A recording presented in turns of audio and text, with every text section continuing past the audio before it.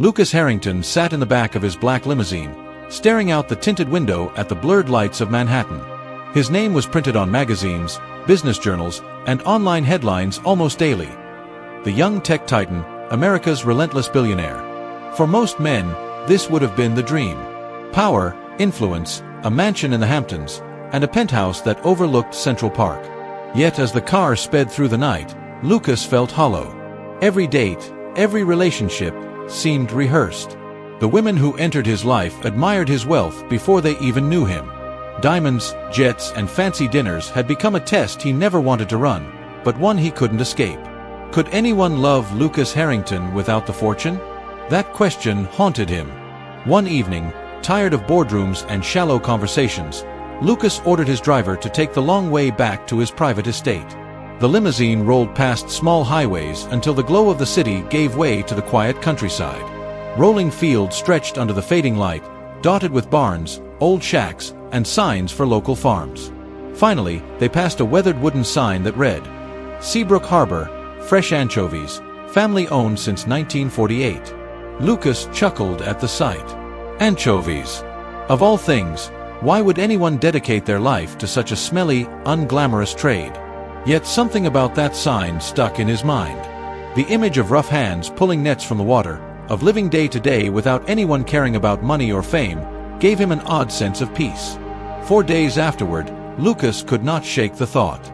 Then, during one late-night strategy meeting, while his executives argued over $1 billion merger, he suddenly realized what he needed to do. If he wanted to find love that was real, he had to strip himself of everything fake. A disguise. A test. He would become the opposite of Lucas Harrington, the billionaire. The idea made him grin in a way he hadn't in years. What if he showed up in a small town, not as the owner of jets and skyscrapers, but as a struggling man trying to survive on something no one admired, like anchovy farming? What if he let the world see him as Luke, an ordinary man with nothing to offer but hard work?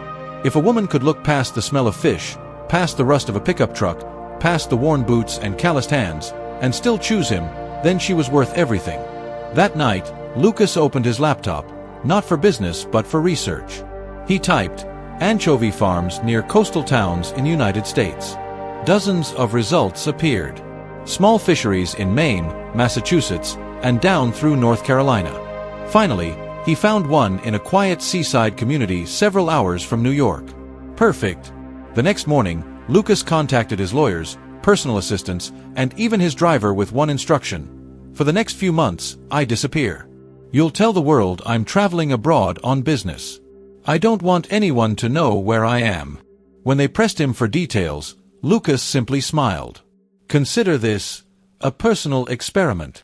Later that week, Lucas traded his tailored suits for faded jeans, rough flannel shirts, and boots that pinched his feet.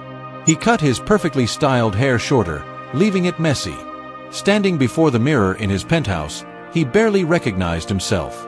No billionaire shone back, only a tired, rugged man who might work the docks. And so began his secret plan. By the time his limousine dropped him off near Seabrook Harbor, Lucas Harrington no longer existed. In his place stood Luke, a poor man nobody would look at twice. And in that humble disguise, he was determined to find out the truth about love.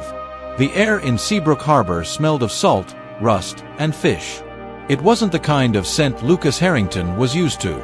For years, the fragrance of his world had been cologne, leather seats, and freshly polished mahogany tables inside glass skyscrapers. But now, as he stood on the dock with waves slapping against the wood and gulls crying overhead, Lucas knew there was no turning back. His reflection in the murky water barely resembled the billionaire he once was. His flannel shirt was frayed at the collar, his jeans faded and patched, and his boots scuffed from hours of walking the harbor. He had rented a shack just off the main road, one bedroom, a leaking roof, and furniture that looked older than him. Yet when he dropped his small duffel bag onto the dusty floor that first night, Lucas felt strangely free. The locals knew him only as Luke, a drifter who had arrived in town looking for work. The story he told was simple. His family had owned a small fishing operation in another state, but he'd fallen on hard times and drifted to Seabrook Harbor, hoping to start over. It was half true, except the family business had been billions in tech instead of anchovies.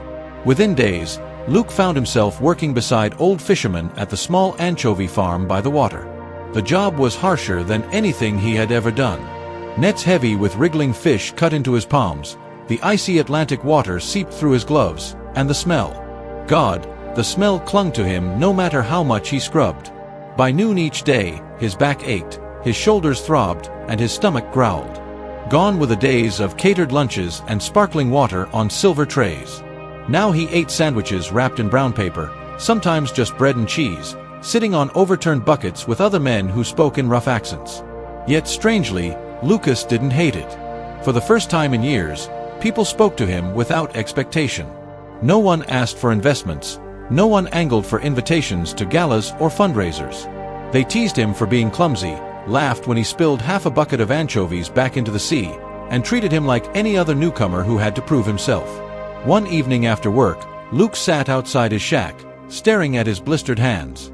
They were raw, swollen, and covered in tiny cuts from the nets. He rubbed them slowly, remembering how his assistants used to schedule weekly manicures for him. Now, even lifting a glass of water stung. But with the pain came something he hadn't felt in years: authenticity. This, he whispered to himself, is real. Still, doubts gnawed at him. How long could he keep up the act? Could he, a billionaire who lived in penthouses, really convince anyone he belonged here? He reminded himself of the plan. This wasn't about comfort. It was about finding the truth. On weekends, Luke joined the small market at the edge of town, where fishermen sold their catch. His stall was little more than a wooden table with buckets of fresh anchovies. At first, customers passed him by, preferring familiar faces. But slowly, he learned to smile, to greet them with awkward friendliness. A few elderly women even complimented his honest eyes. Lucas laughed quietly at the irony. Honest eyes, when his entire identity here was a lie. One afternoon, as he packed up unsold fish, a gentle voice stopped him. "Excuse me," the woman said, holding a basket of vegetables. "Do you sell by the pound? My grandmother loves anchovies." When Lucas looked up, he saw her, Emily Carter. Brown hair pulled into a ponytail, eyes bright with kindness, her smile warmer than the sun breaking through the gray clouds above the harbor. She didn't glance at his ragged clothes or wrinkle her nose at the smell of fish. Instead, she waited patiently, as if he were worth her time. Lucas's heart gave an unfamiliar jolt. For the first time since his disguise began, he wondered if destiny had led him here for a reason. And so, the test truly began. The late afternoon sun cast a golden glow over Seabrook Harbor as Luke packed up his stall. The market was winding down, vendors shouted last-minute discounts, gulls wheeled overhead, and the smell of fried fish mingled with the salty breeze. He had only sold half of his catch, but for Luke, the sales weren't as important as the experience. Each interaction taught him something new about being invisible, about living as a man who had nothing. Just as he was tying the last bucket, he heard a soft voice. "Excuse me," it said gently. Luke looked up, wiping his hands on a rag. A young woman stood in front of him, holding a basket filled with vegetables and homemade bread. She wasn't dressed like the wealthy city women he knew. No jewelry that sparkled, no designer labels. Just a simple cotton dress, comfortable sandals, and a cardigan that had clearly been mended once or twice. Her brown hair was tied back in a ponytail, and strands danced in the breeze. But what struck him most were her eyes, hazel, clear, and curious. "Do you sell by the pound?" she asked. "My grandmother loves anchovies. She swears they keep her young." Luke chuckled awkwardly. "By the pound, by the bucket, by the handful, whatever you'd like. I'm still learning how this works." The woman tilted her head, smiling as though amused. "New here, aren't you?" He scratched the back of his neck. "Is it that obvious?" "Very." She grinned, her laughter light but kind. "The regular fishermen don't usually drop half their catch back into the sea like you did earlier." Luke's face heated. "You saw that." "Everyone did," she teased, though her tone held no malice. "Don't worry. At least you didn't fall into the water. That would have made tomorrow's newspaper." Luke found himself laughing, a real laugh he hadn't let out in months. Something about her presence was disarming. She wasn't trying to impress him or flatter him. She was just herself. "I'm Emily," she said, extending her hand. "Emily Carter. I teach 3rd grade at Seabrook Elementary." He shook her hand, careful not to grip too tightly with his blistered palms. "Luke, I run this little anchovy stall." "Anchovies are an acquired taste," she said, glancing at the buckets. "But my grandmother will be thrilled. Can I get 2 pounds? As he measured the fish, Luke noticed how naturally she moved, how she hummed softly while waiting. She wasn't impatient, didn't glance at her phone. She didn't even carry one, it seemed. In New York, people were always rushing, always demanding. Emily's calmness was foreign, yet comforting. When he handed her the wrapped bundle, she slipped him a few dollar bills. He hesitated, feeling oddly guilty. "You don't have to overpay." She shook her head. "Fair trade. Hard work deserves respect." Her words hit deeper than she probably realized. Respect for his effort, not his bank account. As she turned to leave, Emily paused. "By the way, Luke, there's a community dinner at the church hall this Friday. Everyone brings something, nothing fancy. You should come. Might help you feel less like the new guy." Luke blinked. "You'd invite a stranger who smells like fish to dinner?" Emily smiled, eyes twinkling. "Strangers don't stay strangers for long in Seabrook. And besides, the smell just means you've been working hard." With that, she waved and walked off toward the road, her basket swaying at her side. Luke stood frozen, watching her until she disappeared from sight. Something inside him shifted, something he hadn't felt in years. He had met countless women, models, socialites, heiresses, but none had spoken to him like that. None had looked at him without calculating what he could give. Emily Carter hadn't seen Lucas Harrington, billionaire. She had only seen Luke, the awkward fisherman fumbling with his buckets of anchovies. And she had smiled anyway. That night, back in his shack, Luke couldn't sleep. He lay on the thin mattress, staring at the cracked ceiling, the scent of the sea still clinging to his skin. For the first time since beginning his experiment, he felt nervous, not about being discovered, but about what his heart was beginning to want. Was Emily the kind of woman he had been searching for all along? Only time would tell. By the end of his first month in Seabrook Harbor, Luke had grown used to the rhythm of the small town. He woke before sunrise, helped haul nets from the boats, spent hours cleaning fish, and ended his day selling whatever he could at the market. The work was backbreaking, the pay almost laughable compared to what he was worth in the real world, but it kept his disguise intact. And then there was Emily. Every few days she stopped by his stall, sometimes for fish, sometimes just to chat. She often carried pies or cookies for her grandmother, and sometimes, though she wouldn't admit it, an extra slice, just in case Luke was hungry. One Friday evening, after the community dinner she had invited him to, Luke walked her home. The small town streets were quiet, lined with flickering lamps and clapboard houses. Emily carried a basket on her arm, and Luke, hands in his pockets, tried to ignore the flutter in his chest. "You didn't tell me you could cook," Emily said, smiling up at him. "That anchovy stew you brought tonight disappeared faster than anything else." Luke chuckled. "I can't take much credit. The recipe came from one of the old fishermen. I just didn't burn it. Well, everyone loved it. You're fitting in faster than most newcomers." The words warmed him, but he forced himself to remember why he was here. This wasn't about blending in, it was about testing whether Emily was truly the kind of woman he could trust. He cleared his throat. "Emily, can I ask you something?" "Of course. What do you think matters most in life? Money, comfort, security?" She frowned slightly at the question but answered honestly. "I think people matter. Relationships, kindness. The rest is just background noise." Luke studied her face in the glow of the street lamp. No hesitation. No rehearsed answer. But he needed to push further. The next week, he put his plan into motion. When Emily came by his stall, he looked more tired than usual. His shirt was damp, his hands raw from hauling nets. He deliberately sighed as he handed her fish. "Rough day?" she asked. He nodded. "Sometimes I wonder if I made a mistake coming here. The truth is, I don't make much from this. Some nights I skip dinner just to stretch my money. It's not exactly the life most women want to share. He watched her carefully, waiting for her to flinch, to frown, to look at him differently now that he'd painted himself as a man with nothing.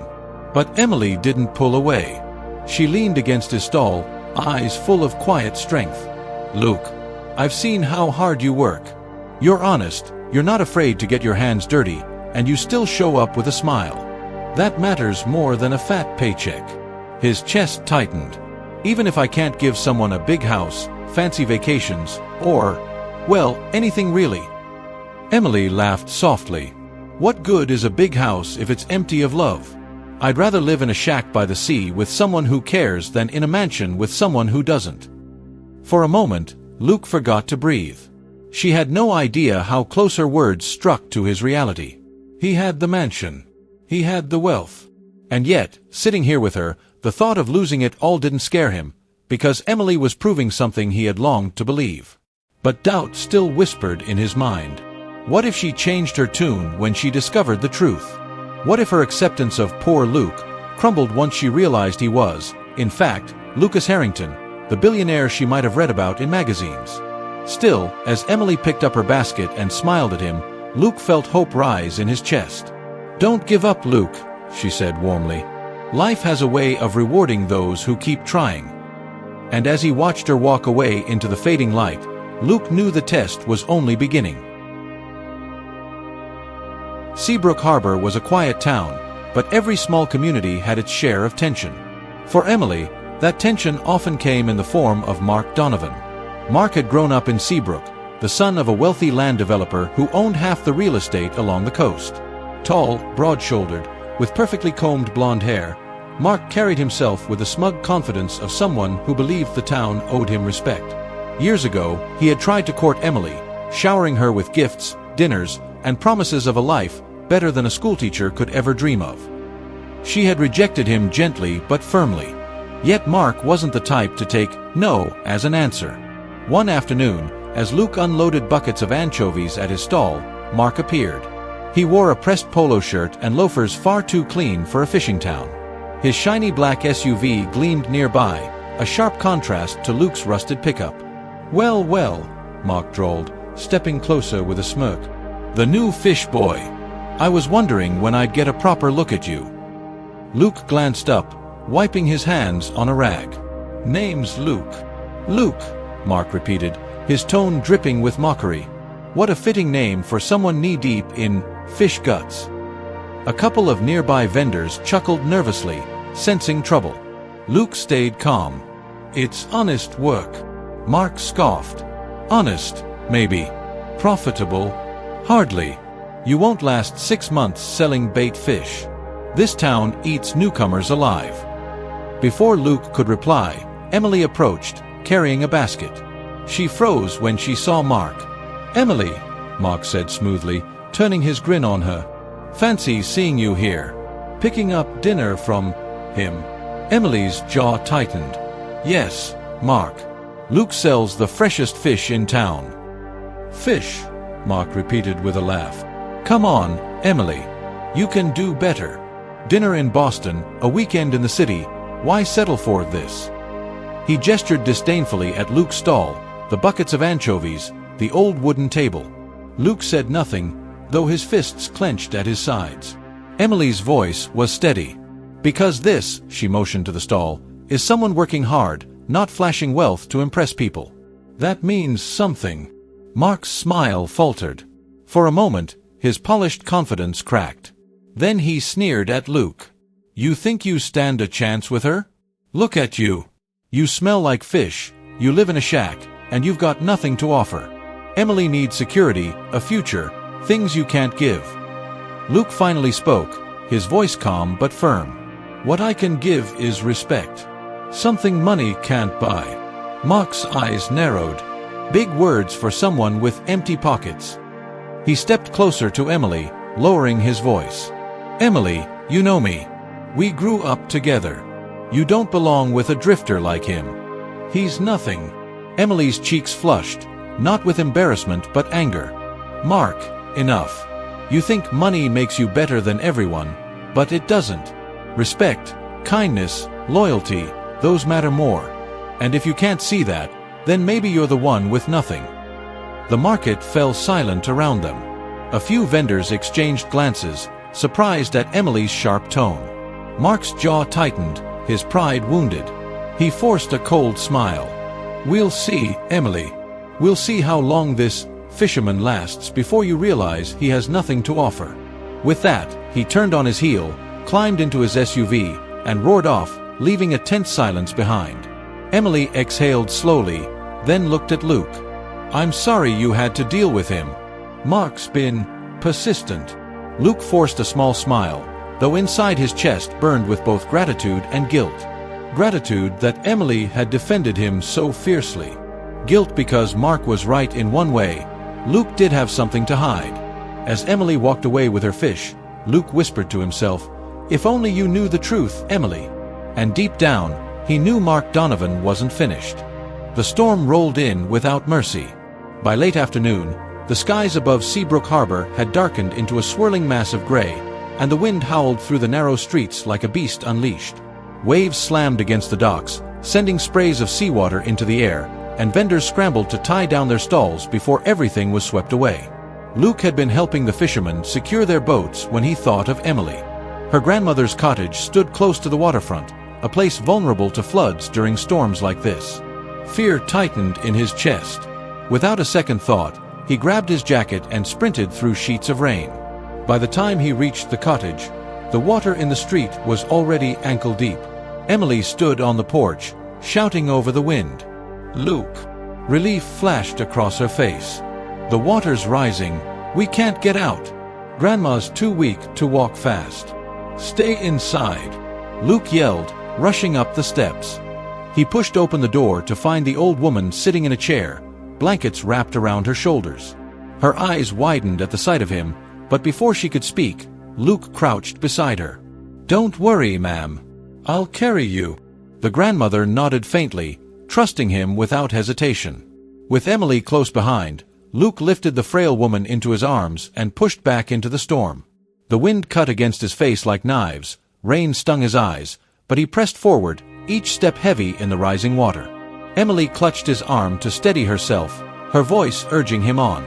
At last, they reached higher ground near the church, where townsfolk had gathered for shelter. Cheers erupted as Luke carried the old woman inside, dripping wet but safe. "You saved her," Emily whispered, breathless, her hair plastered to her face by the rain. She looked at him with eyes full of something deeper than gratitude.